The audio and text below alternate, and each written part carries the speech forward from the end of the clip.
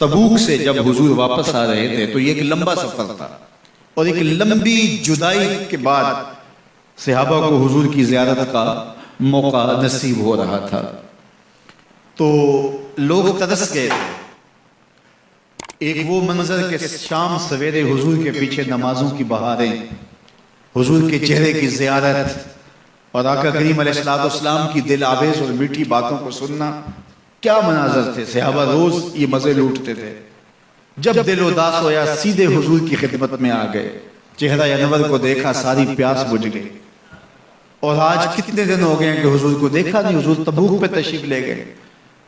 تو ایک لمبا سفر تھا تبوک کا، اور جب حضور واپس آئے تو جو اہل مدینہ اداس ہو گئے ہوئے تھے، ان کو گوارا نہیں تھا، تو وہ ذرا شہر سے باہر نکل کے حضور کے استقبال کے لیے گئے۔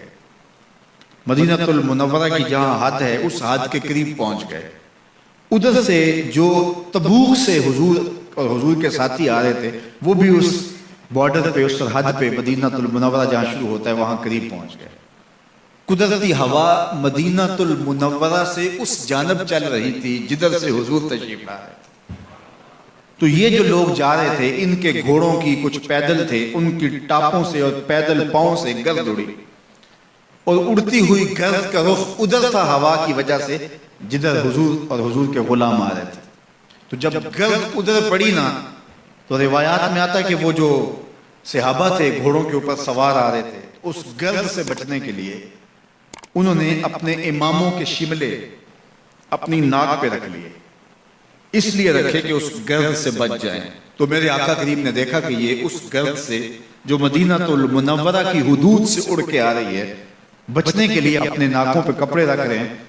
تو حضور علیہ السلام نے اپنی سواری کو روک کے ان سے مخاطب ہو کے کہا، ان کپڑوں کو پیچھے ہٹا دو، تم جانتے نہیں مدینے کے غبار میں بھی شفا ہے، مدینے کی مٹی میں بھی شفا ہے، گرد و غبار میں بھی شفا رکھا ہوا ہے۔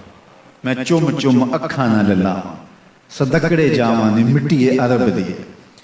تو اس شہر کی مٹی میں بھی شفا رکھی گئی۔ تو یہ شفا کیوں رکھی گئی ہے؟ یہ حضور کے قدموں کی وجہ سے رکھی۔ حضور تشریف فرمائے، شہر حضور کا ہے، اس لیے اس کو برکتیں دی گئی۔ تو یہ کیسی فکر ہے کہ مسجد نبوی میں نمازیں پڑھنے جائیں اور حضور کے روضے کی زیارت کرنے نہ جائیں۔ حضور کی بارگاہ میں حاضری اہل ایمان کے لیے بہت بڑی سعادت ہے۔ امام مالک کہتے ہیں کہ حضور نے ارشاد فرمایا، جس نے میرے وصال کے بعد میری قبر کی زیارت کی، گویا اس نے میری زیارت کی۔ تو امام مالک کہتے ہیں کہ اگر کوئی حضور کے روضے کو دیکھنے جائے یا دیکھ کے آئے تو یہ نہ کہے کہ میں حضور کے روضے کو دیکھ کے آیا ہوں، بلکہ کہے میں حضور کو دیکھ کے آیا ہوں، میں حضور سے ملنے جا رہا ہوں، میں حضور سے مل کے آیا ہوں۔ اس لیے کہ جس نے حضور کے روضے کی زیارت کی، اس نے حضور کی زیارت